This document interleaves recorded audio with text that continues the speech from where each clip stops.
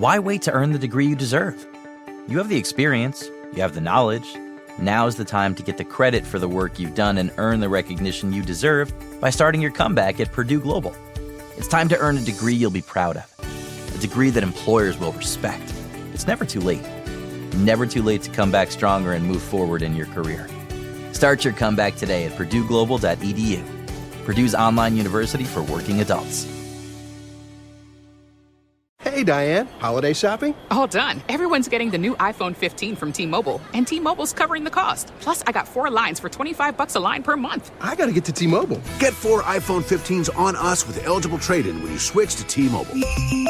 Minimum of 4 lines for $25 per line per month with autopay discount using debit or bank account. $5 more per line without autopay, plus taxes and fees. Phone fee at 24 monthly bill credits for well-qualified customers. Contact us before canceling account to continue bill credits or credit stop and balance on required finance agreement due. $35 per line connection charge apply. See T-Mobile.com. Have you heard about Vyvgart? Efgart Tegamod Alpha F-Cab? Ask your neurologist if Vyvgart could be right for you. And learn more at Vyvgart.com/learn. That's VYVGART.com/learn. Brought to you by Argenx. Today's episode is sponsored by Loot Crate, the subscription box for the geek, gamer, or nerd in pretty much all of us, because let's be honest, we're all kind of nerdy. For less than $20 a month, you get 6 to 8 items of gamer, pop culture, licensed gear, apparel, collectibles, basically unique one-of-a-kind items that you cannot get anywhere else. Make sure to head to lootcrate.com/words and enter the code WORDS to save $3 on any new subscriptions. The year thus far has been pretty awesome for Loot Crate. Items from Star Wars, Voltron, just really, really fun stuff that will get your nostalgia juices flowing. This month's crate is all about covert operations. They're very secretive. They obviously don't want to let you know, but the stuff that I've seen that they've sent out before is awesome. So remember, lootcrate.com/words, enter the code WORDS to save $3 off of your new subscription. So you have until the 19th before 9 p.m. Pacific Standard Time to sign up for this. lootcrate.com/words, enter the code WORDS, $3 off. Do it up.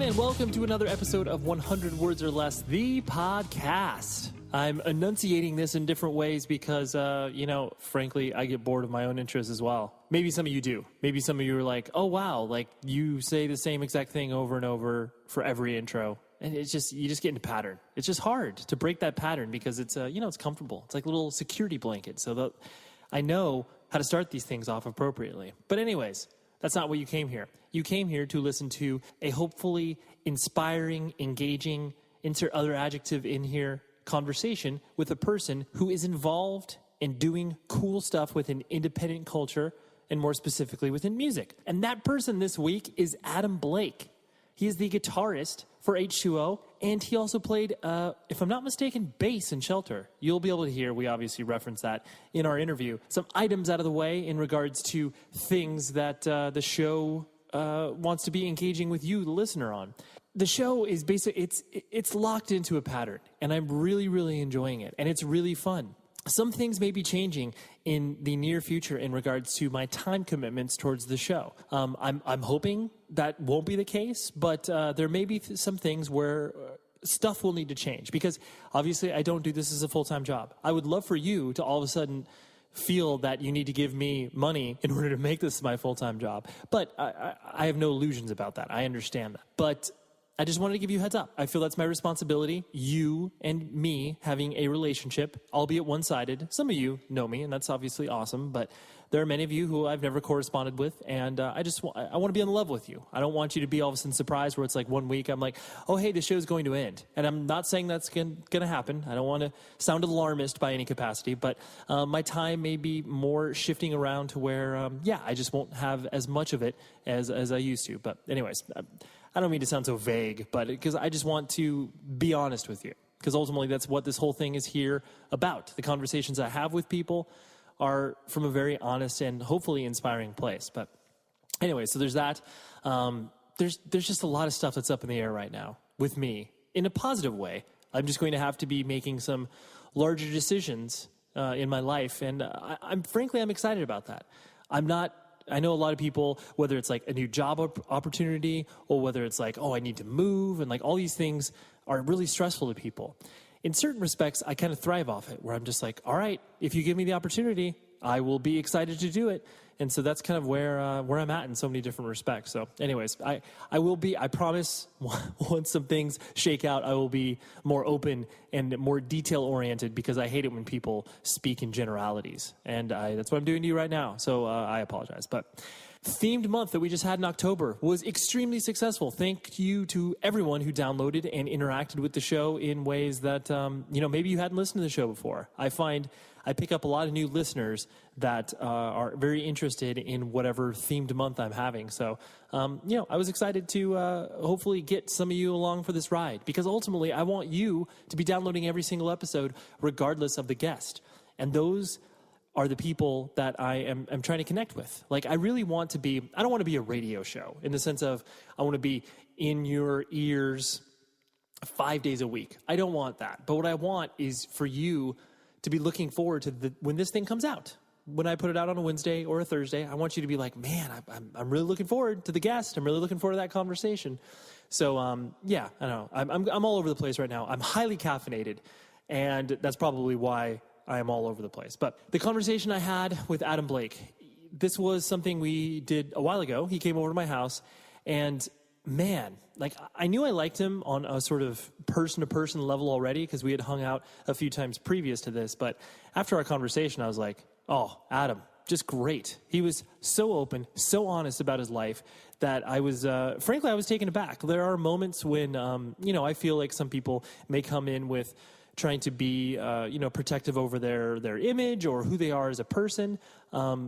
But anytime a person comes in here and is just like, oh yeah, I'm an open book, and then they actually deliver on that, I'm so excited about that. So Adam came over to my home studio, or house as I like to call it, and we sat around my kitchen table and had a very great discussion. He has so many awesome experiences and so many lessons to be taught and also learn himself. We went into so many different places. But anyways, without further rambling, and I promise I will do the next intro a little less caffeinated because I do feel a little manic right now. But without further ado, here's my discussion with Adam, and I will talk to you after the conversation is over.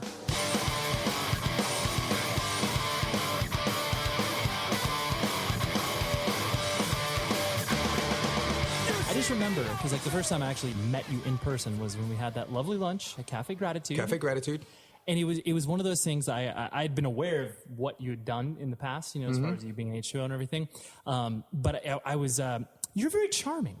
Thanks. You're Thank welcome. You. Thank and you. it was what I actually like to define these people, yourself included, where you're an easy hang, where it's like, generally speaking, you could kind of like plug yourself into different groups of people and you can generally navigate in there okay. Yeah, it's been a life skill that I've had to develop. Really? Yeah. You were not easy to hang out at one point? Well, if you really want to get into it, when I was younger, my mother refers to me as having been painfully shy. Oh, interesting. And if I'm talking about a subject that is taboo for this podcast, please let me know. But I have to say... Yes.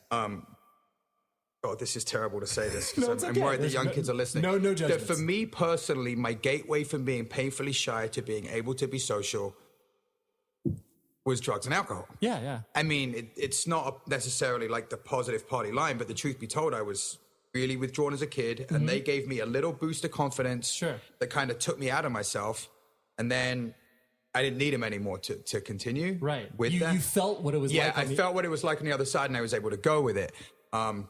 And then just throughout life, having, traveled a lot, been in different bands, lived in a Hare Krishna temple. Right.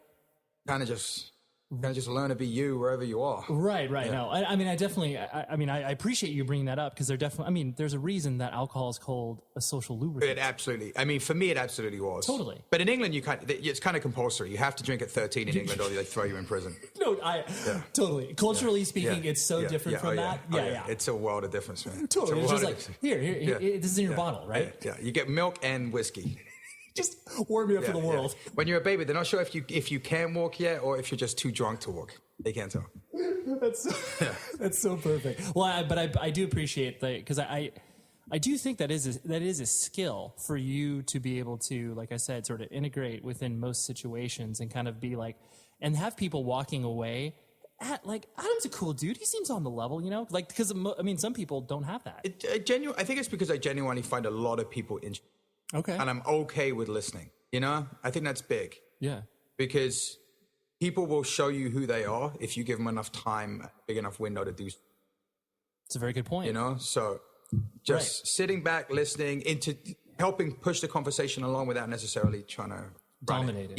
Yeah. No, that's very. I mean, those are very mature things to be able to like. Well, I'm over 40. So.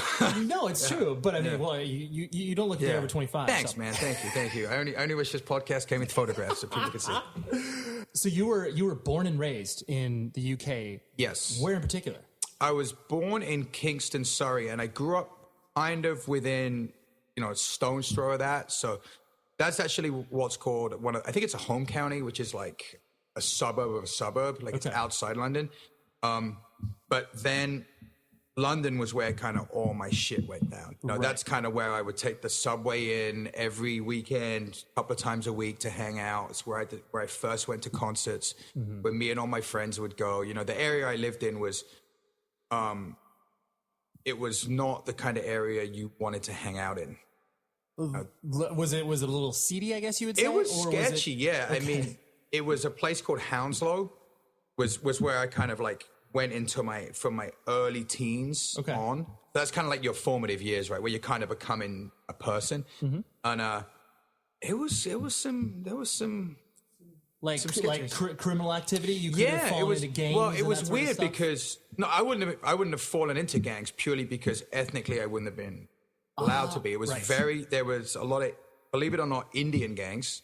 Okay, interesting. Which Americans are like, huh? Totally. But it's like in that part of the world, in Hounslow, it was common. I mean, it kind of makes sense. You got all these people coming to England from India, and English people love them to death, but they're not always the warmest bunch when people kind of come over. So they're getting the shit kicked out of them. They're getting all this abuse. So of course they toughen up, right? You know what I mean? I got to get some friends. I mean, it makes sense. I mean, so there was some of that going on. There was a lot of just like street crime and stuff like that. Like it wasn't the kind of area I really wanted to hang out in. Sure. I got attacked with machetes on one occasion. Oh my God. Yeah. Just for like simply existing and walking by? Simply for walking down the street. A car pulled up.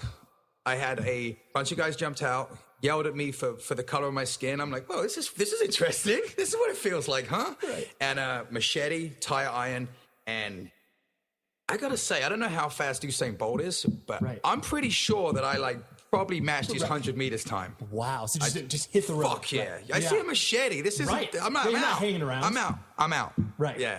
And that was, so it was interesting, but like London was always like way more diverse. I loved it. It just had this energy to it. It's an international city, and that's always where I would go and hang out. Right. And so what was your family structure like? Like mother and father, brothers and sisters? Mom and pop been together. I was at the wedding.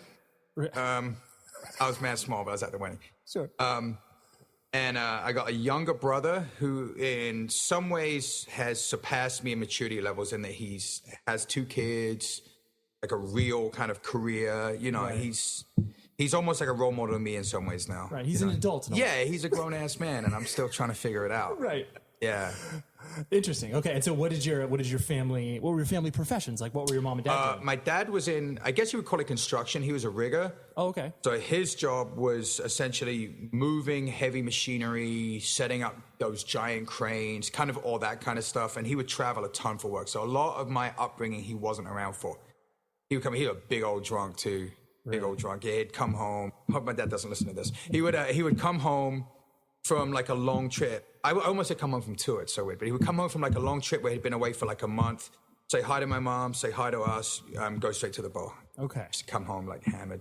Sure. And my mom was the homemaker. She had jobs, but it was always like she would always make sure she had. Yeah, she had to take care of you guys. She had to take care of us. But a lot of it was just me and my brother just running crazy, rampant. Yeah, my parents are wicked liberal too. Like looking back, I'm like, wow.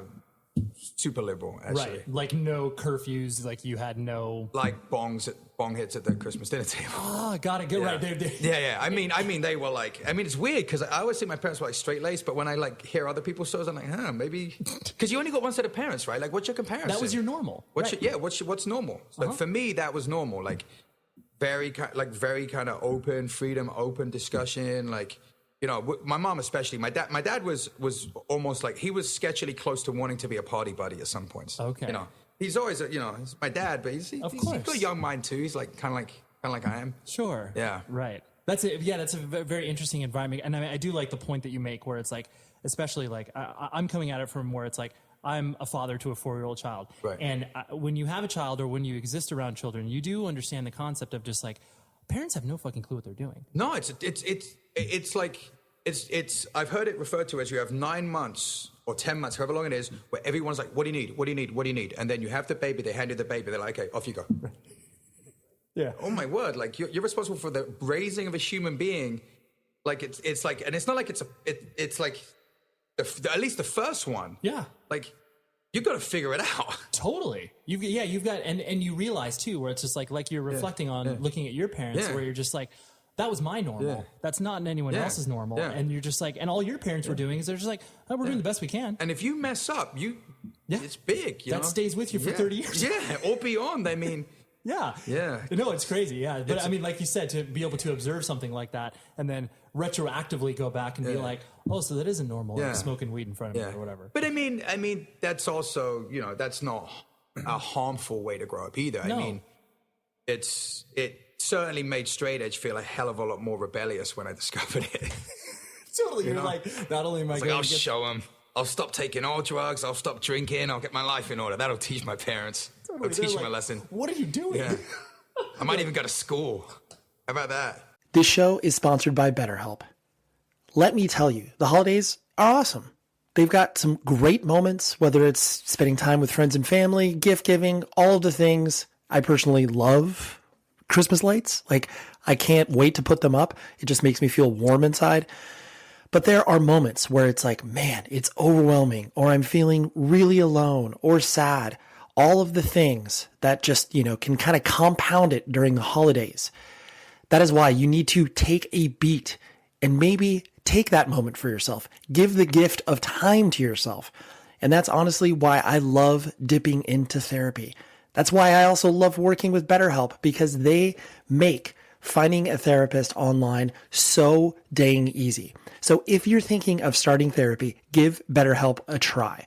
Like I said, it's entirely online. It's designed to be convenient, flexible, and suited to your schedule.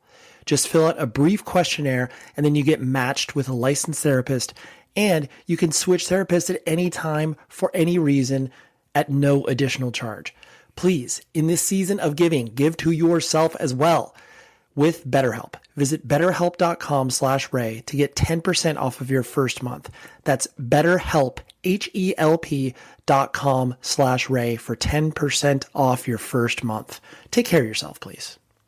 We all agree that reducing carbon emissions is a good thing. And once again, Toyota is leading the way. We hear a lot about fully electric vehicles, and Toyota has them, with more on the way. But we also know a BEV is not for everyone, whether it's because of cost, range, or concern about finding a charging station when you need it. Plus, the raw materials used to manufacture batteries are limited. Enter Beyond Zero, Toyota's vision for a carbon-neutral future, in vehicles and in manufacturing plants, too, in the years ahead. The materials used to make just one long-range battery for an EV could be used to make batteries for 6 plug-in hybrids or 90 gas-electric hybrids. That's why Toyota's position today is electrified diversified, empowering you to choose how to reduce your own carbon footprint with the vehicle that's right for you. A hybrid, plug-in hybrid, or battery EV. So shop, learn more, and get details at toyota.com/beyond zero. Toyota, let's go places. Lucky Land Casino, asking people, what's the weirdest place you've gotten lucky? Lucky? In line at the deli, I guess? Aha, in my dentist's office. More than once, actually. Do I have to say? Yes, you do. In the car before my kids' PTA meeting. Really? Yes. Excuse me, what's the weirdest place you've gotten lucky? I never win and tell. Well, there you have it. You can get lucky anywhere, playing at LuckyLandSlots.com. Play for free right now. Are you feeling lucky? No purchase necessary. Void where prohibited by law. 18 plus. Terms and conditions apply. See website for details. Take that, Mom, Paul. Try that one on for size. Yeah. And so did you, as you started to, like you said, become a human being and obviously go to London and start to develop an identity, what sort of kid did you find yourself being? Were you, rambunctious? Did you care about school? Like, where were you traveling? I would describe myself as a constant seeker. Okay. Like I would move around from different groups of friends and I would say I was fairly easily influenced because I would buy any idea that someone told me for about 2 weeks. Okay. And then I'd be like, wait a second, this is crap. You were a Nonsense. sampler. I was kind of dabbling in a lot of different things to see what I felt fit. You know what I mean? Give me some examples of the things that you were sampling at that time. Like, for example, I know. I can't even remember. Like, it could even be like a dress style, like a fashion style. You know what I mean? Or a shirt. Like, hey, that guy wears that shirt. I like that shirt. I'm going to wear it too. And I'd one day look in the mirror and be like, I look like ridiculous. It's like that kind of thing. Totally. And I would say that I was also a person who kind of, looking back, I asked a lot of questions that ended up kind of, the answers I discovered turned out to be correct. For example, when I was 15, I pretty much stopped going to most classes. Okay. Because I started asking myself, well, if I follow this path, where does it lead? And I'd be, basic math, I totally understood the need for. Basic arithmetic, I understood the need for. Once we got into algebra, I was like, huh? What's this all about? Like, what's the upside to me learning this? And I was like, fuck it. I'm going to go do something else with my time. Okay. I'm going to just step outside those gates. I'll come back later for this English class that I like or the drama class that I like. I'd skip out on the ones that I thought were whack. And it turns out, like, I'm 42 years old, turning 43, never needed algebra. Right. Hasn't come up. My lack of algebra skills has never become apparent. So I look back and I'm like, that's a little bit of a window into kind of my thought process. Like, I look for the why, why? Why am I doing this? And if I don't find an answer, there's a strong chance that I'll stop doing it fairly quickly. Yeah. So you were that. I mean, that is interesting because I definitely think that. I think most kids obviously feel that same experience of what you're talking about. Where it's like, oh, why do I got to do this? Why go to school? And like, you ask why, but then the step of action is usually never like you just don't think it's an option. Yeah. Though that being said, when I have children, God help them if they try and skip out of algebra. Totally. God help them. Yeah. Do as I say. Do as I say, not as I do. Do as I say, not as I do.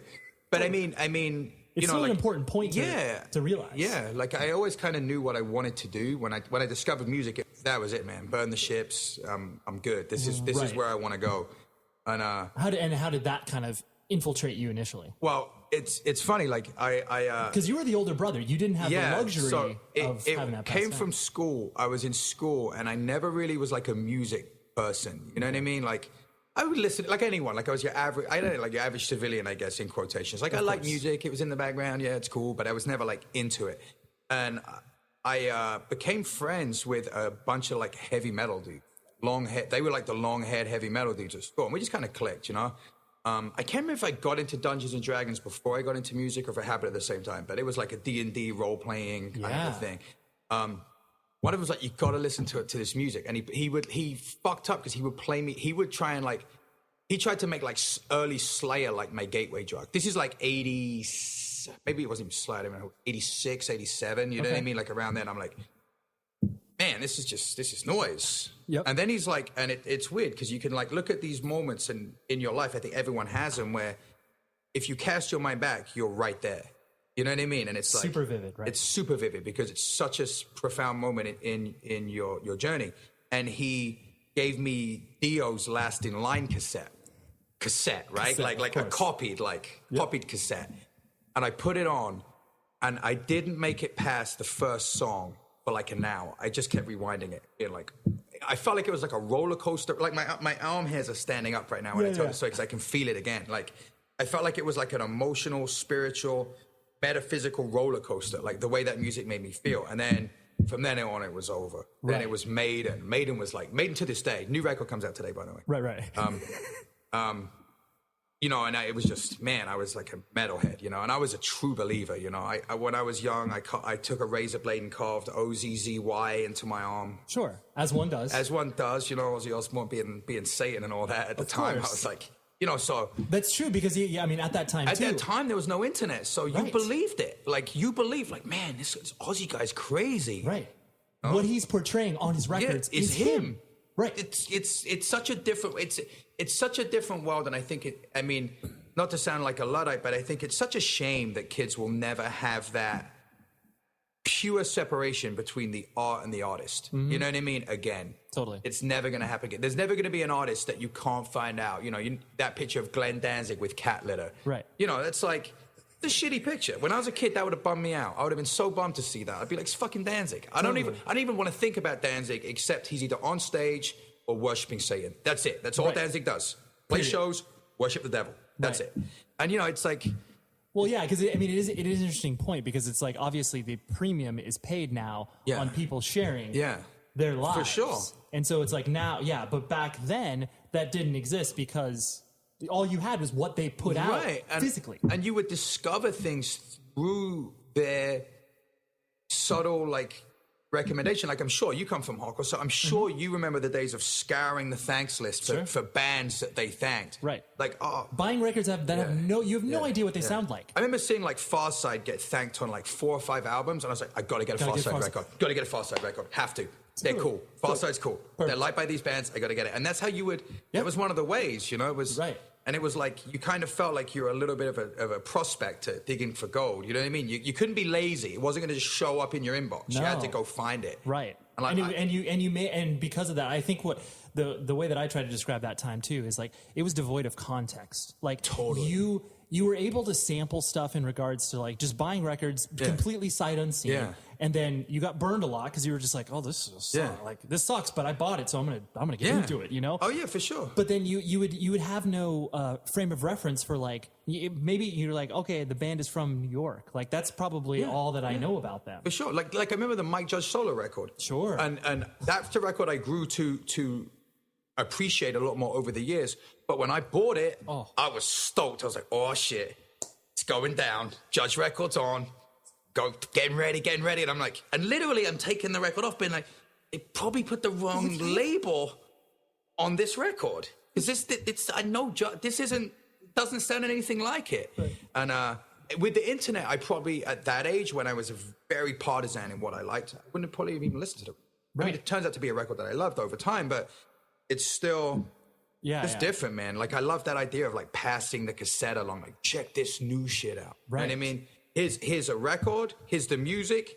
Here's maybe a picture, and maybe a couple other pictures, and some artwork. That's it. I also think it's really important, too, what you were talking about in regards to you being into role-playing in Dungeons and Dragons. Because it's like, the metal and Dungeons and Dragons are obviously intertwined beyond anything that most people would even understand. Like, you know, role-playing games that exist now, they're not attached to a particular music scene. No. But it's like, both of those were just like, I can slay dragons while listening to Dio. Yeah, you know? and it makes total sense. Totally. It's total sense. It's like this, it was definitely like a very much of a lifestyle, you know, like, if you look at the rest of H2O, they definitely came from like kind of much more of a hardcore background. My gateway was metal. Yeah. For sure. No, that's... Full on, long hair, like...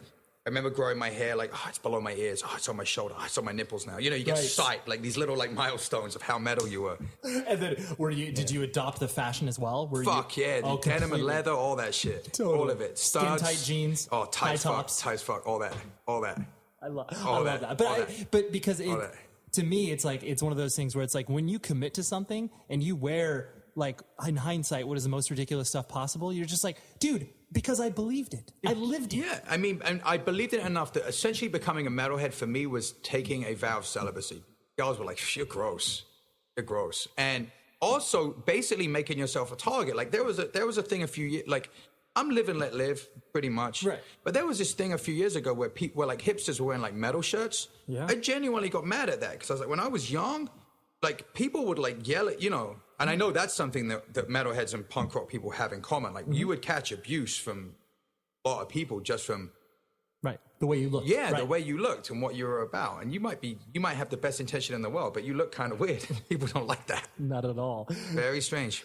And so what, I mean, obviously you came to the United States. Mm-hmm. When did you come to, like, how did you play in bands over there? Like, So I played, when I stopped going to regular school, it's funny, I actually told my guidance counselor, I'm going to move to America and join a band.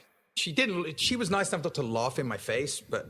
When you were 15, you told her this? Yeah, I think it was 15 or 16, yeah. That's it was unbelievable. It was, it's weird. It's like a manifestation of a reality that I always wanted. Right. And you're like, I'm going to put this into the world. So I fell in love with hardcore music. Okay. Because metal's awesome, but you can only be so evil.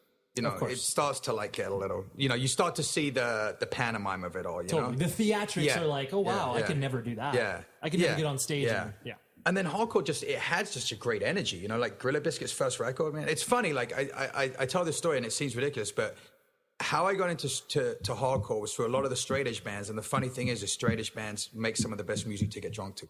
Sure, it's true. It's so like energetic and it's a lot very positive and it's kind of sing along when it's done well. And it was, I mean, it's like dudes getting drunk in a bar. Yeah. It's chanting. Yeah, I agree. So I became very inspired by that side of things. And this was like late 80s, early 90s. This is late 80s, early 90s. It's probably moving into early 90s, cool. 90. Yeah, probably. So you could see the proverbial scene that was developing in the States. But I mean, in England, it was, I don't know how it was over here because I wasn't here, but like hardcore kids were very open-minded. Like through being involved with hardcore and hardcore kids, I was going to see Nick Cave shows in like Henry's Dream Tour. What's that, like 90, 91? When every single night he did in London. Going to see, Swerve Driver, going to see Rage Against the Machine's first show, going to see Caius's first show over there. That's incredible. Yeah, so it was weird because it was like almost the tip of the spear for alternative music. You know what I mean? Was like the hardcore scene was definitely like ahead of everyone else for that. Right. So you would go to see all these bands and then like 3 months later, there'd be Faith No More's first show on the Real Thing tour, Sepultura's first show. Like, it was always hardcore kids were there. That was just kind of what people did because you wanted to go out to a show, preferably a show where you could throw yourself off stage, and it was... Acceptable. Right. And then I was a huge fan of Ray Capel, Braganoff. Like, to me, he's still one of the greatest lyricists. And, through music, an inspirational force for me. And through Shelter, I became really interested. Like I said, I was a seeker as a kid, and I kind of feel I've always had that with me, in spirituality. Sure. And what I liked about his lyrics were that he never really gave a lot of answers. He just asked all the right questions. It's very true. Yeah. So he's always like, are you just this body? And you really think about it, probably not. I certainly hope not. And so he kind of very gently through lyrics led you down the path, and I discovered Christian consciousness at the same time I decided to go to music school. Okay. So I went to a 1-year full-time music program, studying electric bass. So why did you choose bass? It's funny. Like originally I picked up a guitar. Like I was playing guitar the whole time. I was a metalhead. As soon as grow my hair, buy a leather jacket, buy a guitar, learn to play guitar. Fingers bled, all that traditional stuff. Hours, staying in my room. Shredding. Shredding's an exaggeration, man. Shredding my fingers, maybe. Okay. And then, because I was a giant Iron Maiden fan, Steve Harris was always, my dude. But I'd yet to learn the real difference between bass and guitar. And I was like, Steve's got 4 strings. And Dave and Adrian got 6. I got 6. I'm on 4. I don't know what he's got. So I figured out, this is bass. And then, so I got a bass, and I switched to bass, and I started playing bass. Plus, it seemed like everyone was playing guitar. Right. You wanted a yin when everyone else was... Yeah, exactly. Right. So everyone's playing guitar, someone's got to play bass, right? So I started playing bass, and then I went to music school. And I was in this grindcore band that put out some records over there, but after I was in them. Okay. And studied music. And that was another one of those where if I'd have followed my thought pattern that took me out of regular school, I should have probably dropped out of music school. But because it was music, I gritted my teeth and kind of bed with it. I'm like, okay, jazz class, jazz lab. I'm going to play jazz. I mean, the one thing about it forced me to really ripped my ears wide open. Sure. Because they're like, you got to listen to this, you got to listen to that. And I was like, all right, I'm going to do this. So you end up opening your ears to a bunch of stuff. And I discovered some music that to this day, some of my favorites. Right. But it was like, man, I ain't gonna need this. Yeah, this is algebra to me. Yeah, I'm not gonna need it. It is algebra of music. I'm not gonna need this, but I'm gonna stick with it because music. To do it, and then I met at the Hare Krishna Temple in London, where I go on Sunday for the free feast, a guy that was in shelter. Okay. A guy called Graham Land or Gayatri Das, as his initiated name was. Okay. And we became friends. He knows at music school, he knows a devotee. He was playing bass in shelter at the time. And he went back to America, and he wanted to stop doing shelter for, whatever reason. And he had a dream that I took his place. Wow. Right? That's what I said earlier about like manifesting reality just by your pure desire to make it so. Uh-huh. So Shelter's my favorite band in the world. Ray Capra is my favorite lyricist, spreading a message that I truly believe in. I'm in music school and I'm a Hare Krishna. It's like opportunity meets preparation. Totally. And he calls me. Listen, crazy idea. Want to fly to New York and try for Shelter?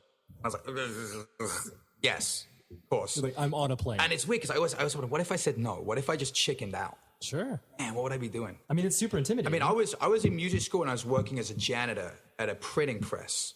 Like white, cloth, face mask, earphones, because the presses are so loud and there's so much you can hear, like eye goggles. Like, this is my life. Right. So I said yes. It was cool because I knew I already knew like I say, preparation. I already knew every Shelter song. Right. Oh, you want to throw me a B-side? I got it, Sure, I'll step right in. Yeah, I got it. And I flew out to Brooklyn. I remember, once again, one of those moments I remember the very first night, getting to Brooklyn, is terrified. Hearing gunshots. This is Brooklyn. There's homeless shelter, Hare Krishna Temple, methadone clinic. Right. That's the road, right? So you can imagine what the streets are like.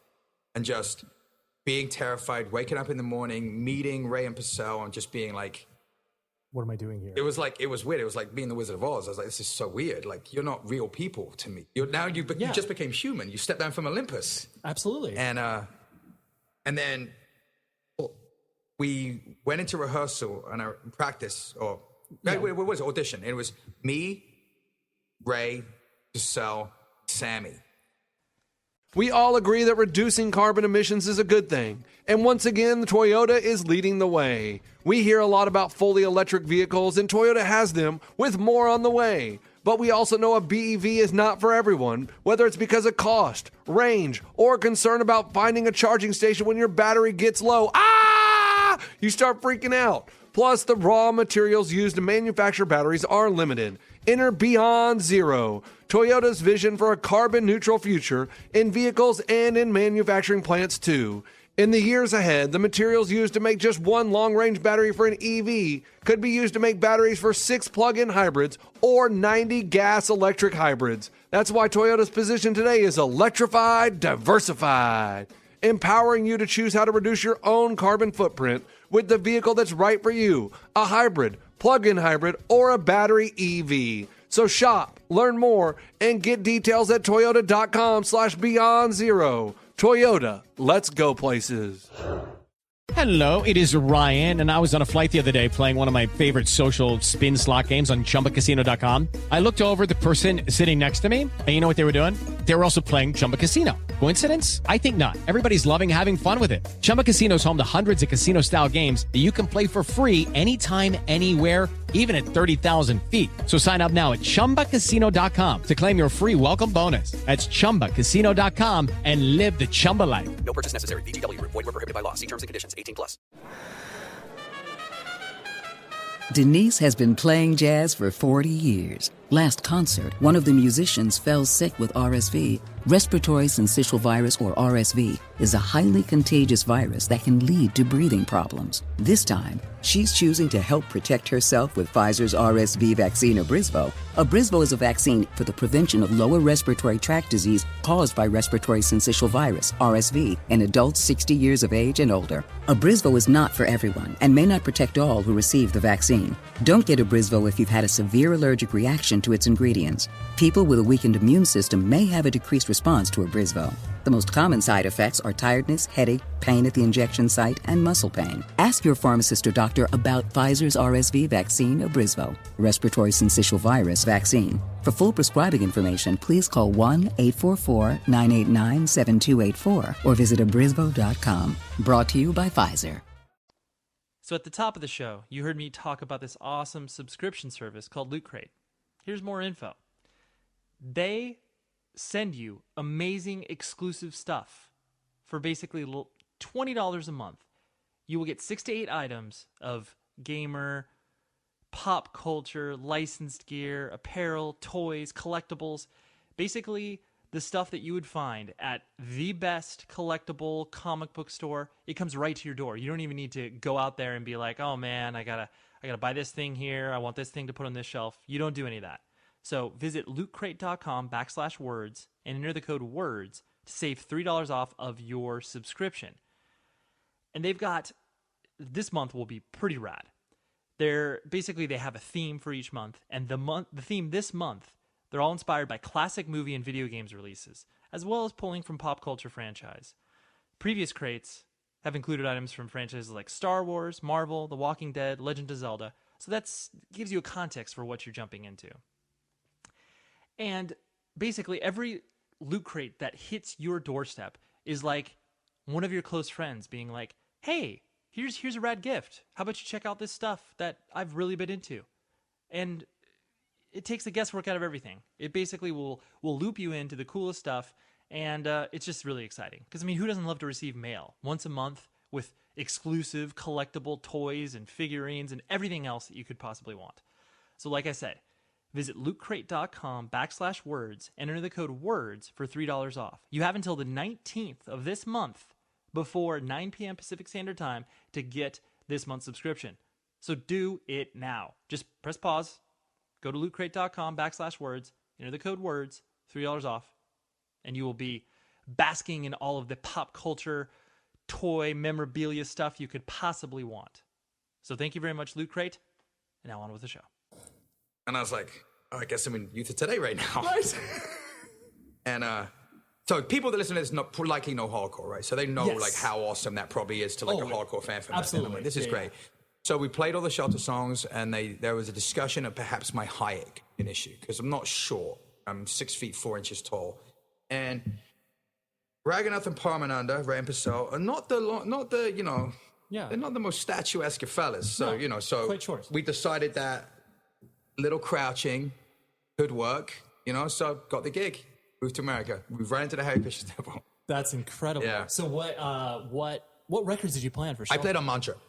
Which is the record. But people like it. People like Mantra. I'm very happy. That was my first ever real recording experience. I mean, that to me, that was the record that I enjoyed the Shelter stuff on Rev, but that was the record where it was like, I saw you guys play at the barn in UC or in Riverside with Voodoo Glow Skulls, I think. I don't know if I was in the band, I don't know what yours, but I played bass on the record, but live I say demoted, but it's not really demoted. I got switched to guitar. Oh, okay.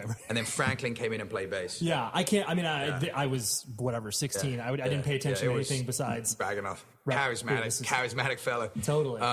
So that's mind blowing. At the time that you went to the States, like, where did that sit in your parents' head? Were they just like, oh my God, Adam? No, it's funny. Like I say, super liberal parents. Like, all right, cool. Like, go for it.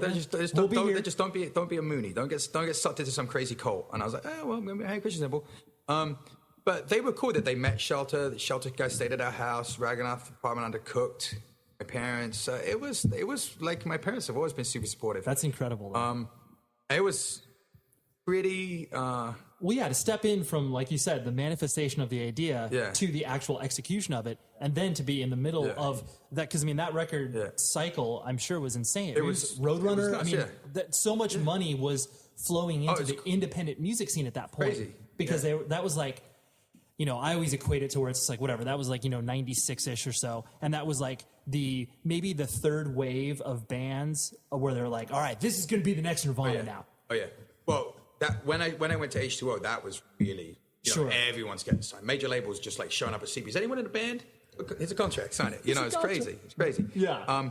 But with Shelter, it's weird because this is weird because in Krishna consciousness, they say that Krishna has an arrangement, and if you want to serve, he will find service for you. Okay. And as hokey as it may sound to people listening out there, whatever your spiritual beliefs is, I truly believe that because I believed in the message so much and thought it was such a good thing, that I was given the opportunity to help spread it. Mm-hmm. You know what I mean? Absolutely. So yeah, it's weird when looking back, it's so bizarre to me. Like, Sure. living in a temple, like the way I went afterwards, because I went real rock and roll, man. Right. Like after Shelter? After Sure. Shelter. I was about to say, During Shelter. During Shelter was pretty, it was pretty tight ship. Pretty tight ship there, yeah. They didn't want anyone running around doing anything silly. But No, yeah. But it was So then after you left Shelter, because I mean essentially like after that record cycle, it started to dwindle down. Yeah, I mean, towards the end of my time at Shelter, it just started becoming really kind of frustrating to me because I've told this story many times and doesn't paint the other members of the band in the most favorable light. Yeah. So things didn't work out, let's say that, with Shelter. And I decided that, I was really miserable and I wasn't happy and they could feel it, and it was just decided this isn't working out, parting of the ways. I became friends with H2O on our previous tour. So I go back to England and I remember I was like, what am I going to do now? I was like, well, I've got a whole bunch more life experience. Mm-hmm. Maybe I don't know what I'll do. But I wasn't going to be happy bleeding printing presses anymore, you know what I mean? And then Rusty actually calls me up. He's like, you want to join H2O? I was like, fuck yeah. Yeah. Hop on a plane, go back. Didn't even try out. Just learn the songs, we're playing a show. Great. I was in. Great. That was 96.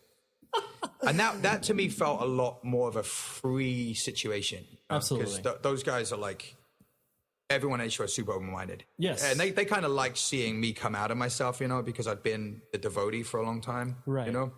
I always admired the Hare Krishna movement, consciousness, whatever you'd like to call it. But how do you I guess transition out, for lack of a better term? Because obviously people do that. It depends on your degree of involvement. I mean, I would say I was fired up. They call it fired up about it. Right. Probably for a year before joining Shelter, and probably for my first year being in Shelter. Okay. That's a decent amount of time to be about it, And then, like I say, I'll start to ask questions with myself, like, what's this leading? Then I just kind of like I say, because of stuff that happened within the band, I was kind of burnt on the whole thing. And then... Well, I mean, and to be clear, too, it's like, it is one of those things where it's like, there's an all-consuming nature to a band that has a movement such as what Shelter For sure. Like, it's not just joining a band. No, it's not. It's you represent something to... I mean, it was crazy. Like, we'd play shows and there'd be like... Before the show, there'd be a Hare Krishna pit of them just chanting. Right. And... Yeah, I just want to make sure that I put that in context because it's like there's definitely something that's more... it's just obviously not present now. Yeah, it was still the strangest experience I've had because the spirituality and the music really met. You would have Hare Krishnas en masse come to shows that had no idea about hardcore. Right. No idea. They were just there to chant Hare Krishna, serve food, light incense, and dance. And then you had hardcore kids who were there to go off, and it was this crazy meeting of the worlds, Right. And I remember we played everywhere, especially Europe, because Europeans, they get into shit. You know what I mean? They would be nuts. It was just a strange time. I remember went to Scandinavia, played with Refused over there. That was cool. Mm-hmm. I guess I put that on the list of cool bands I saw. Yeah, of course. I got a pretty long list of those. And, right. And just the energy was different, And then absolutely different to regular shows because you really had that. It was an event. You know what I mean? And then I just kind of think that just died out for Shelter as a whole, It did, to be frank, it's really hard to sustain. Yeah, that absolutely energy. it is. Absolutely it is. So absolutely it's like no matter what, you're going to run into a certain wall. And then when the person who is viewed as an icon to that particular movement, when they run into the just keeping up that energy level, that's when other people are just like, well, I don't know, maybe I'm not as into it. It's like that's just what happens. For sure. I mean, it was definitely a star that burned very bright and then kind of dwindled out, Totally. I mean, I know that Raghunath and Paramananda are both still devotional in their ways, Right. But yeah, I mean, if you look at the list, people that are in shelter, like the amount of members. Right. You throw a rock any random place, there's a good chance you might hit one. There's a ton of us, like ex-shelter members. Totally. It's deep double figures, man. Like No, the it's amount true. of people that like have stepped on stage with that, man. I just happen to have been one of the people that was lucky enough to be there at kind of the peak of the wave, where it was like kind of a bigger situation. Totally, yeah. There were a lot of eyes on you guys, Yeah. and so then and so then you basically you just felt less attached to that movement. I felt and less so you attached, less attached to my bandmates as a whole. I just kind of like a satellite floating, you know. Felt like a fake kind of, you know. Sure. And H2O was a much better fit. I mean, those are my brothers. Right. You know what I mean? And They're did my you? family. So then, when you were in the UK and then you flew back to join? Yeah, I flew H2O, back again. And then at that point you were just living in the States. Then I just yeah. According to your government, to this day, I'm still an alien of extraordinary ability. So you have to petition every so often. Well, I petition every 3 years, but I'm married. I mean, now it's just a formality, but Right. No, alien of extraordinary ability. I like that. I totally love that. So was it just because you obviously since you didn't live in New York City and like you said you kind of were able to experience the the weird nature that is that city, and then obviously the scene. H2O I always thought was this weird band in the sense of like obviously it came from New York City, obviously it came from a lot of the violent tendencies that happened in New York City, but H2O was never part of that. But you were tangentially always had people that were in, like you said, satellites and in your orbit. So was it weird being kind of like airdropped into a situation like in '96 of just being like, oh, so like I was already familiar with H2O and I'm very excited to join, but then it's like there's all these like it was strange. Like I remember because there were people that. Because I lived in the temple and they were never like trash talked, but they were discussed in the terms reserved for like criminal masterminds. You know what I mean? Okay. The guys in bands, you know, that I would meet through H2O on a social level. And I was like, man, this guy's cool. I'd be terrified to meet him though. You know, I'd be like, I don't know if I want to meet that guy. His reputation precedes him by far, you know? And they tended to be like the greatest guys in the world, you know? Right. It was weird because, no pun intended, but I've been quite sheltered up to that point in New York City. Sure. Like my life was the Hare Krishna temple and walking around by myself. That was it. Right. That was it. My social life just exploded. Like I was meeting all these people, I was hanging out. We went on tour with Murphy's Law and they're like, yeah, this guy's ready to go. Let's get him drunk. And that was the breaking of the edge. Okay. If you're going to break edge with Jimmy Gestapo. I almost feel like you get a pass for that, you know? It's true. There definitely there are a few people who are just like, that's okay to break edge. If you're going to break edge with Jimmy. Jimmy's an okay gateway for you. And Todd Youth was a big part of it too. And we went out in New Orleans. They got me drunk, took me to my first strip club. Perfect. You're doing that all in one. Yeah. They were just like, you're going to go, let's just go all the way. And then you know, I went down that rabbit hole for many years. And then, not the positive party line, but I had a fucking blast. Really? Yeah. So it never got. I mean, you felt it never got dark. You were always able it got real dark. Okay. Real dark. All right. Just at the end, a couple. They were like. There's peaks and valleys. Yeah, the valleys. There were moments of, wow, it got real shitty. Right. Quite a few times, but at the end it got so shitty. I'm actually looking at 5 years no drinking in 2 days from now. Oh, 2 days congratulations from now. on 5 years. that. Yeah. But a lot of the time, especially the beginning, like the first 3 or 4 years, man, it literally was celebratory every night. Like, yes, life is fucking awesome. I love it. You know, I'm in a van, I'm touring. I don't have this kind of giant weight of a spiritual movement that I'm kind of moving with. You know what I mean? I'm like, it's on. I'm throwing down, and it was. Yeah. And H2O guys were, you know, like I say, they were like brothers from day one. It's like everyone supports everyone else. Everyone lets everyone be whoever they want to be. Well, yeah. I mean, it's definitely, especially like you said, coming from the context you were coming from of just being like, well, I am this person and this is what I'm doing. It's weird too, because I knew about Toby before I joined H2O. Okay. And I was like, I was expecting like a gangster dude. Of you know what I mean? course, right. I mean, who he was friends with and stuff I'd heard and all this stuff. And then I meet him and I'm like, what? Yeah, you're not this. No, this is like the best dude ever. You know what I mean? And it was like, so it's weird how as you get closer to things, the perspective could shift a lot. You know, like meeting people like, you know, Freddie and Hoya. Oh, I was always like, man. And I saw Madball's first show in London. I was like, this is the real deal. I was like, this is the real shit right here. You know what I mean? I was like, meeting Roger, I was expecting these people to be like 5 seconds away from like taking a box cutter to my throat if I even looked at them funny. You know? And they're just like gentlemen. Totally. Warm, funny, right, interesting and interested. And it was like, man, this is awesome. Right. This is not the portrait of the hardened criminal that gets painted, out of narrative in the game of telephone. Yeah, it's not like the backstage, hanging out behind CBGBs is like G-Wing at Rikers. It's not, or whatever it is. It's just like nice people, jokes, laughter. Right. So pretty cool to be airdropped into that and like you said, come closer to that. And it was also a good time for that too, because everyone still lived in New York. So you would go out and everyone would be out. Right. Now it's like we go to New York, it's like this guy lives here, this guy lives there. No one's really in New York anymore. Different city. Right. And so then as you were obviously as H2O, I'm not going to document H2O's career in regards to the records and everything. When would you say that H2O kind of shifted? Because, even though you guys are very active still and play all the shows that you can, there was a strategic point where you guys were like, all right, we're not a 300 days touring band, A couple of things happened. Right. Obviously, Toby becoming a father. Yep. He still wants to. We'll still tour like a tour now for sure. Tour them, but I definitely think that was priorities are going to shift. You know what I mean? Because it wasn't just Toby becoming a father. It was also that Moon could no longer come on tour with us. Right. That was a big thing for Toby. Like he didn't want to be away from Moon that much, so he kind of the restructuring started to happen. Yeah, right. And then I do have to say that like Go was kind of like a letting out of air from the balloon, so to speak, like a little bit of a deep. Because of course. we kind of got this upward trajectory. You know what I mean? First record, people love it. Thicker Than Water, we moved to Epitaph Records, people like it. FDTW comes out, people are stoked, things are good. And it's like, oh man, like... Things are clicking. Yeah, things are moving. That's and then we get asked to sign to a major label. And it was never really like an idea of like, we're going to sign to a major label, we're going to become fucking massive. Right.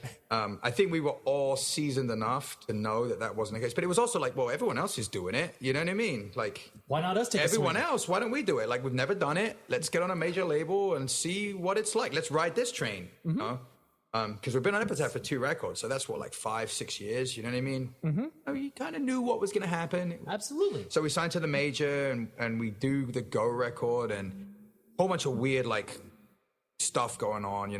Some people wanted to make a hardcore record. Some people wanted to basically make Minor Threat records. Some people wanted to make like more, like a little bit more like esoteric. I don't want to say arty. Arty's such a terrible word, but I understand that you wanted to maybe stretch yourselves further. Yeah, and some people were talking like, "Hey, what's on the radio? What's on the radio?" Sure. I remember a discussion about 7-string guitars, and I was like, "This is fucking just weird." Like, wow, yeah, like because Papa Roach and Korn, maybe H2O should use 7-string guitars. I was like, "This is fucked up." Right. No fucking way. It took me enough time to figure out 4 strings. Do not fucking give me another string to worry about. Totally. Don't do it. Right. And I feel like, you got this kind of thing, like, what's going to happen? It's like, that's it. Yeah, that's it. And with major labels, I don't fuck around. They're like, oh, you didn't sell 100,000 copies first week? Next. You're like, wait. Right, but we're still a band. Yeah, and then we kind of had some stuff with them, and then it just kind of slowed. Like, what do we, once again, what's the point? Then you started to ask, right, then you started to ask the questions. Yeah, like, is the point? I mean, we're still having fun, but it's like, shows were bigger than ever for Go, which is... Right. But it just never really kind of... Right, materialized. Yeah, it just didn't feel right, Yeah. We all agree that reducing carbon emissions is a good thing. And once again, Toyota is leading the way. We hear a lot about fully electric vehicles, and Toyota has them, with more on the way. But we also know a BEV is not for everyone, whether it's because of cost, range, or concern about finding a charging station when you need it. Plus, the raw materials used to manufacture batteries are limited. Enter Beyond Zero, Toyota's vision for a carbon-neutral future, in vehicles and in manufacturing plants too, in the years ahead. The materials used to make just one long-range battery for an EV could be used to make batteries for 6 plug-in hybrids or 90 gas-electric hybrids. That's why Toyota's position today is electrified, diversified, empowering you to choose how to reduce your own carbon footprint with the vehicle that's right for you. A hybrid, plug-in hybrid, or battery EV. So shop, learn more, and get details at toyota.com/Beyond Zero. Toyota, let's go places. Denise has been playing jazz for 40 years. Last concert, one of the musicians fell sick with RSV. Respiratory syncytial virus, or RSV, is a highly contagious virus that can lead to breathing problems. This time, she's choosing to help protect herself with Pfizer's RSV vaccine, Abrysvo. Abrysvo is a vaccine for the prevention of lower respiratory tract disease caused by respiratory syncytial virus, RSV, in adults 60 years of age and older. Abrysvo is not for everyone and may not protect all who receive the vaccine. Don't get Abrysvo if you've had a severe allergic reaction to its ingredients. People with a weakened immune system may have a decreased response to Abrysvo. The most common side effects are tiredness, headache, pain at the injection site, and muscle pain. Ask your pharmacist or doctor about Pfizer's RSV vaccine, Abrysvo, respiratory syncytial virus vaccine. For full prescribing information, please call 1-844-989-7284 or visit abrysvo.com. Brought to you by Pfizer. At Boost Mobile, passion and determination fuel what it means to get after it. That's why they built their offers, keeping in mind those who go the extra mile. Boost Mobile is partnered with champions from across the nation to empower you with devices and service that won't break the bank. Join Boost Mobile and get after it. Boost Mobile is partnering with people you already know and love, like the artist JC Rivera, rapper, singer, songwriter Tusi, and professional skateboarder and Olympic athlete Samaria Brevard, to highlight their unique talents, inspiring journeys, and how Boost Mobile helped them continue to get after it. Boost Mobile knows the importance of shining a spotlight on the neighborhood kids and showing up for the communities they are in. It's time to join Boost Mobile and get after it. Switch to Boost Mobile today and get a free Samsung Galaxy A23 5G phone, powered by America's largest 5G networks. New customers only. Taxes extra. One device per line. 5G not available everywhere. Other restrictions apply. Check out the full offer details at boostmobile.com. Terms and conditions apply. Did you at that point? Because I actually asked Toby the same question, where it was like, obviously once the notion of slowing down a band starts to kind of enter your frame of mind, was it difficult for you to kind of, I guess, transition into some sort of quote unquote real life? Or did you find yourself being like, well, I can just figure out the next thing? I mean, yeah, it was tricky. It was tricky for sure. Because there is, I mean, in my experience, the greatest lifestyle you can have is a lifestyle where you go on tour, play a ton of music, come home, do it. You know, and especially once again, it was a time like in New York City where you would go out on any night of the week and there'd be all these guys that you knew, and you go to this place, there'd be all these guys, you know, it felt like it was your city. You know what I mean? Like totally. It was beautiful. But for me, it was all right. I mean, because I was always just me, you know. It didn't really matter. You put me in a band and van, put me behind a bar. I'm like the same dude. Right. Because I know it's like the reason I asked that, because I know so many people. You know, I'll speak from my own personal experience too, where it's like you attach your identity with your band. You know, you are you're Adam H2O. Yeah. Like, and then when you are not.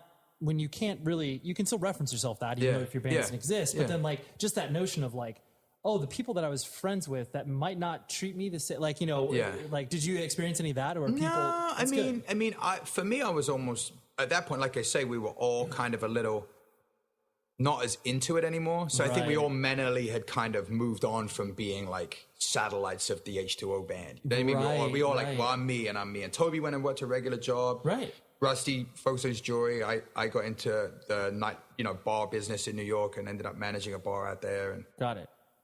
Yeah, so you felt like that. You're like, well, I can take the next step and not feel like I'm crippled. And then we just still kept playing, Yeah. And it was fun, but it was really when it came time to like make a new record, make Nothing to Prove, that things got like exciting. Yeah. Got pumped. Totally. Well, and that I feel like it's so important for bands like you guys to do what you do, because not only are you adults with an interesting perspective playing to essentially kids that are 20 years younger than you, and it just gives hope that it's like, because I think a lot of people, especially it's like when you start to enter hardcore or punk or whatever, you feel like there's an all or nothing approach where it's just like, I need to be in a band touring 365 days of the year or nothing. And then it's like bands can show now where it's just like, well, you don't have to do that, but you can still be in people's faces. Like, for sure. Like there's that balance you have to strike. Sure. I mean, the scariest thing for a musician is I think, for me anyway, is to have a tour coming up that I'm not excited about. And you're like, man, fucking gotta go to the office. Oof, that's shitty. That's kind of where we were at the end, you know, like, right, we gotta do this shit again. Right. That's shitty. Because then you're cheating the audience and you're taking this thing that is meant to be precious and pure and beautiful.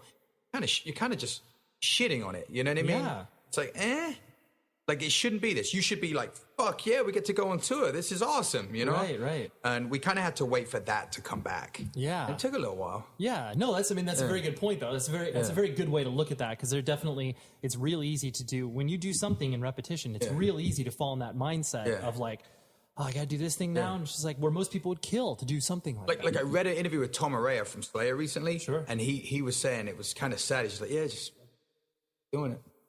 Right. Doing it. Totally. Just gotta keep on the road, keep making that money. And he was like, I know. Damn, son. And you're in Slayer. I know. You're fucking massive. It's hard. And have been massive since the 80s. Totally. Yeah. It's sad in a way because there's definitely that notion where it's like, when a person hits, I mean, especially once you hit a certain age, where it's just like, what's Tom Araya going to do?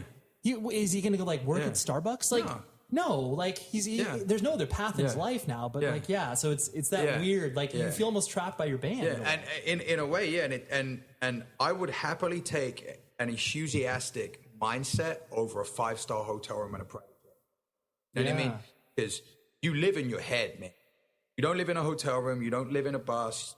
Just inside your own mind. So if your mind is into it, tour will be awesome. Your mind is not into it, none of the external shit matters. You're going to be fucking bummed. Dude, well, I mean, I think that perspective is solely attached to not only obviously like the seeking like you're talking about, but then, I mean, honestly, the Hare Krishna lifestyle as well, where it's just like the attachment to physical objects. And that's not meaningful. It's fleeting. No, it's definitely something that I think modern society de-emphasizes. You gotta have the good shit. You gotta have this. You gotta have that. You gotta be surrounded by all this stuff. But who's surrounded? Right. Who's the person that's surrounded? Right. That's more important than the shit that's around them. Totally. And it's not even so much from like a cliched, because I feel, I mean, obviously the term PMA is thrown around. Like, I mean, it's meaningless now because it's become a term that so many people use. It's lost its origin. Totally. It's meaningless, but it's like not even so much. It's like mind frame in which you approach things. That is, like you said, ultimately the most important way you're approaching life. Oh, absolutely. That's absolutely my outlook on life, and I think not to try and beat anyone else, but I think it's a great kind of perspective to come from, because if you are not happy yourself, nothing else. There's no external force that will bring happiness. You can buy with money. Right. Money will not, I mean, cheesy, money will not buy you. If you're happy, money will buy you cool shit that'll make you feel fucking awesome. Right. But if you're miserable, money will not get you out of that hole. In fact, money will only dig you deeper, because you'll keep buying stuff and it will make you even more miserable when that thing you thought would make you happier doesn't, and then you feel even more despair. Totally, and then you're weighed down. Yeah, like that Ferrari. Fuck, I still feel shitty. Now I'm even shittier because I got a fucking Ferrari. I'm not even happy. You know? Totally. What can I do? Yeah. The last thing I want to hit on was the fact that you... personal training, like that's been something that's been a part of your life for a while. Yeah. So how did you get into that? Because I think there's a really interesting correlation with a lot of people that do, whatever, all the philosophies that are attached to punk and hardcore, straight edge, vegetarianism, veganism, whatever. It's like the self-improvement. Right. And I notice a lot of people follow that path. Right. So like, how did you get introduced? Well, okay, so I'll take a quick aside. That's fine. Because when I was really drinking a lot, I was like, I got to do something on tour, or I'm managing a bar. You're surrounded by alcohol. So literally, I'm on tour, I get off tour, I go back. There's, hey, let's get hammered. Right. You know, when you're the guy in everyone's drinking story. Hey, I was out with Adam, we got smashed. I was out with Adam, we got smashed. Me and Adam went out, we got drunk. This happened. I'm in everyone's story. I'm the only guy that's in everyone's drunk story. Right. I'm the guy in everyone's story. So I'm like, all right, I got to stop. So I went to acting school in New York. I did a summer intensive, and they ended up asking me to do the 2-year full-time program. Oh, wow. So that was what I was doing for 2 years in New York, the last 2 years I was there. And I was like, and I was actually a pretty prestigious academy. It was grueling as fuck. I was going to say. Yeah, it's fucking hard. Right. It's hard as shit. Like, they don't fuck around. They're like, you suck. Totally. You suck today. Right. Yeah, that was your job. Yeah, that was shitty. That was just shitty work today, Adam. And it's like, but when you get a compliment, it means the fucking world. Of course. Were you doing plays, musicals? What sort of discipline? I don't sing me. I leave that to the other guy. I don't want to assume these things. It was plays. It was a legit place. It was called Esper Studios. Like Kathy Bates came out of there. Okay. Jeff Goldblum came out of there. Sam Rockwell came out of there. Aaron Eckhart, like a bunch of like legit dudes. Like it's considered like one of the. And I got into it because the guy that owned the emissions guy was going to be like, fuck this guy, we ain't going to use him. And he's like, you're in a band called H2O? He goes, Todd Morse? I was like, yeah. He goes, Todd Morse was my first friend in New York. I was like, no shit. He goes, you're in. I was like, fuck yeah. Because it was like there was an audition process that I epically felt. It was another one of those like weird situations. And I remember having a discussion at the end when I dropped out a semester before graduation because I don't fucking want to do this. Sure. I'd ask that question again, like, what's the path? And like, well, running around to 7 auditions a day while fucking busting tables, because there's some acting is hard and there's some talented fucking people. Like to be a good actor. Even like the people, anyone you see on TV is a fucking savage. Oh, absolutely. You can't suck. Yeah, you don't trip into it. To have a career in it. You might stumble into something for a minute, but to have a career in acting, you've got to be fucking really good. You got to be good. You can't stink. And I was like, I don't know if I want, want to swim in that shark tank. Sure. So I remember having a discussion with the head of the director of the studio, William Espers, like wanted to talk to me about it. I was in his class, right? I got put in his class. He's like, why are you dropping out? It's just not into it. What do you want to do with your life? I just want to move to California. That was my thing, to get away from alcohol. It was like, I just stopped drinking. If I stay in New York, I got to disconnect. I got to get out of here. I got to move to California. He goes, no, what are you going to do with your life? Move to California, I don't know, just hang out. What are you going to do with your life? Kept beating me, fucking wouldn't let up. I felt like a fighter in the corner, and this guy's fucking wailing on me. What are you going to do with your life? And he just beat me down. I was like, I just fucking want to make music that makes people dance and smile. And he goes, that's it. That's what you're going to do. Right. I was like, oh, shit. And then I went to California. And at the time I was renting out apartments in New York. So back to how I got to the personal training thing. I was renting out apartments in New York. Above the bar I managed, there was a bunch of apartments. And if you know the bar business or you live above a bar, you know that those apartments are like not easy to get occupied. So we were renting them out to tourists. Come to New York for a week. Here's an apartment in a cool neighborhood above a bar, which for a week is cool. Yeah. You're like, I can deal with that noise. Yeah. Sure. And we were I was getting a piece of that business and we kind of did that. That business started to get shitty because New York City's like, all these people are doing that. Let's shut that down. Because New York City likes to stop people, of course, making money that they don't get a big chunk of. And I was like, well, I've always worked out. And actually, I was training people in New York. I studied martial arts for most of my life. So I ended up getting a bunch of people that I would train individually. Oh, right. The schools I would train at, the academies I would train at, in Muay Thai. And then, or Filipino martial arts. And then I was like, well, people would just want to lose weight. So I would start doing weight loss stuff. And it felt good. You're helping people improve themselves. Yeah. And then when I moved to California in the business, I was like, I got to really do something. And this is something that I feel like I love. And I feel like it will help me and it will help me help other people.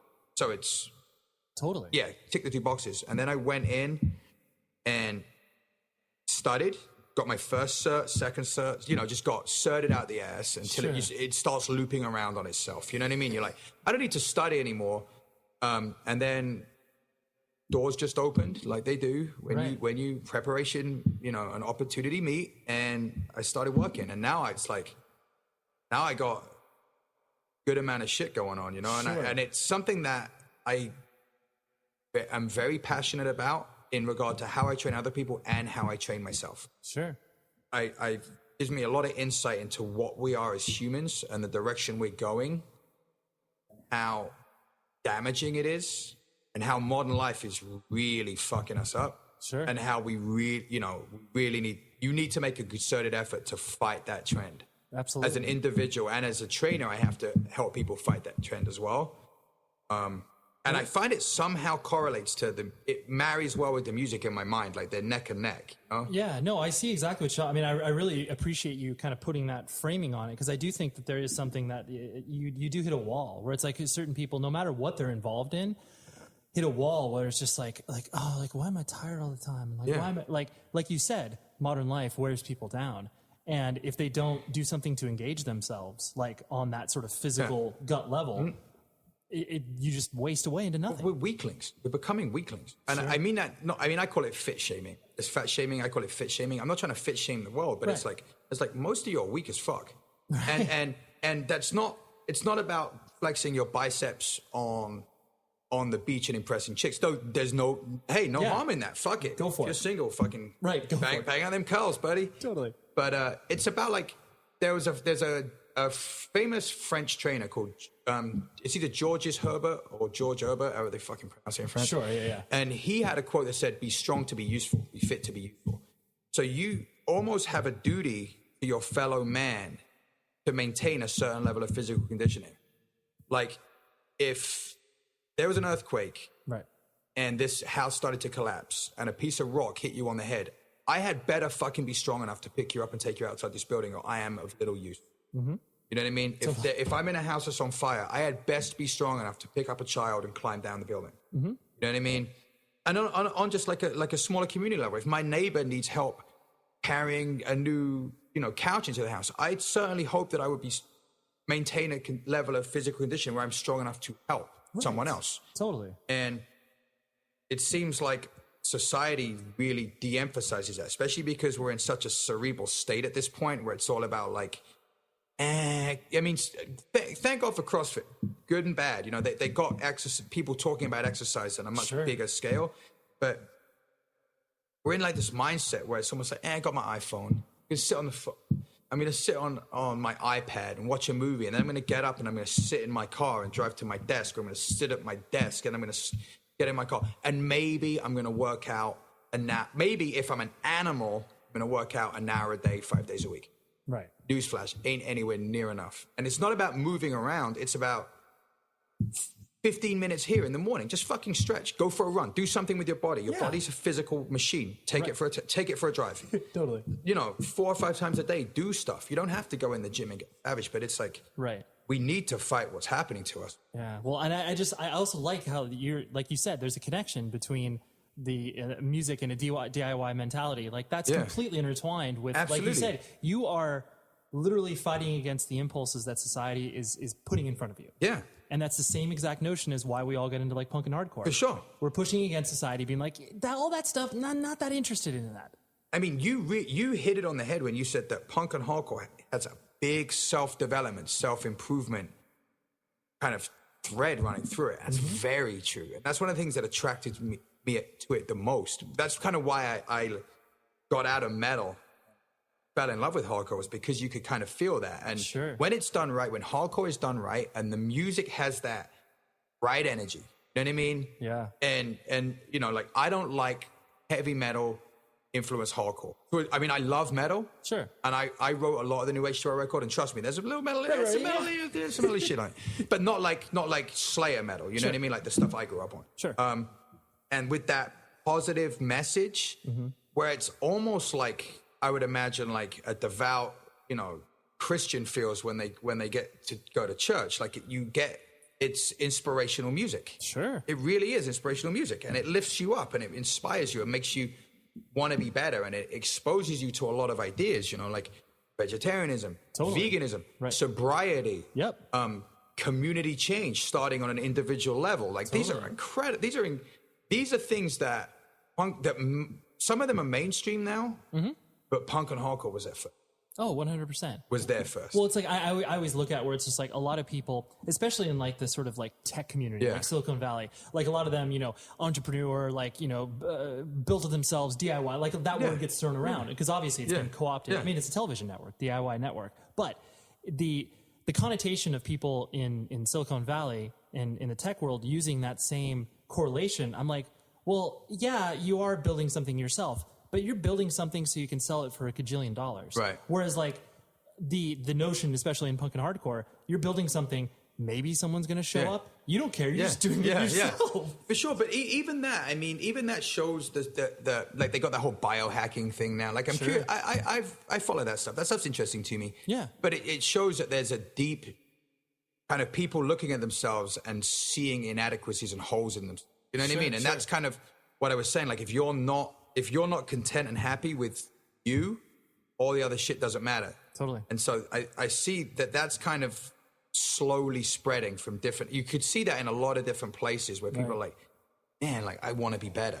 Totally. I just want to be better. Right. I want to be a better person. I want to be, I want to be the best me. And that's definitely comes from, that's definitely something that was been hardcore and punk for. Oh, absolutely. No. You know? And it's just, I always reflect on my experience, and I know your experience too, where it's just like, I just feel so lucky that I tripped across that. Yeah. I mean, I do. Fuck. I can't. I mean, I do like this weird, like, I do like a door number 1, door number 2 thing all the time. Like, I'm always like, what if it didn't happen? You did it earlier in the interview. It literally happens. Like that one, the what if I didn't stop drinking? I do that every day. Yeah. Where would I be right now if I didn't stop drinking? Where would that train of be right now? And I see it, and it's fucking grim. Right. And you're like, and I'm so glad I didn't take that train. And then honestly, when I really think about what I would have done if I hadn't discovered punk and hardcore, it's that train. That same train is just a hell of a lot further down the track. Yeah. You know what I mean? Sure. I'm probably off the rails. Right. Yeah, probably been derailed as a young. Yeah.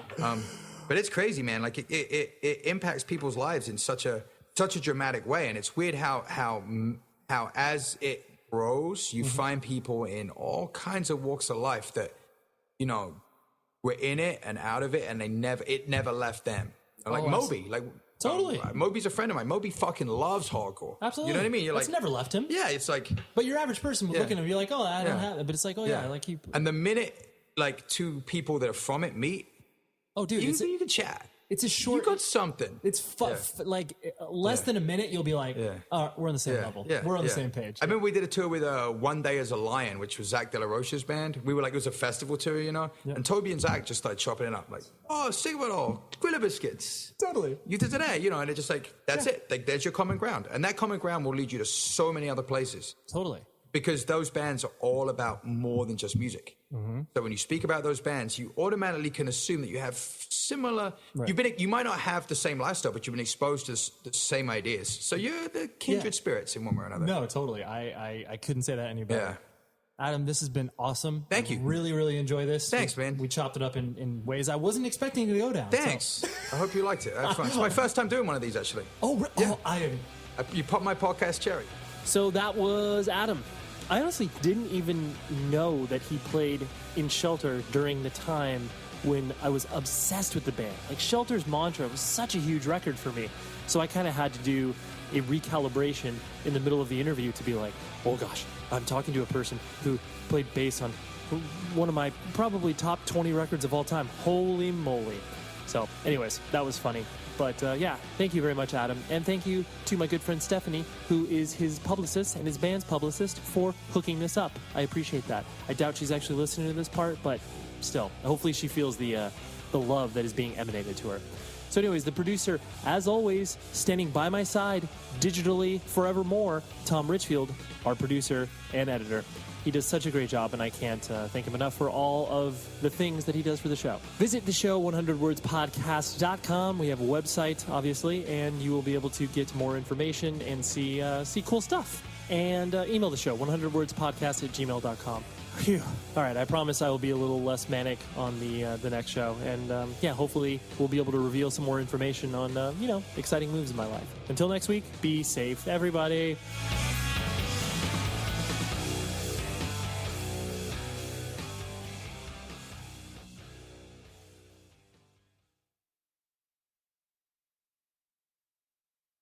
This is Holly Fry from Stuff You Missed in History class. Toyota is a leader when it comes to electrified vehicles. Today, battery EVs make up less than 10% of new vehicles sold because of higher cost and concerns about range and charging. Enter Beyond Zero, Toyota's vision for a carbon-neutral future.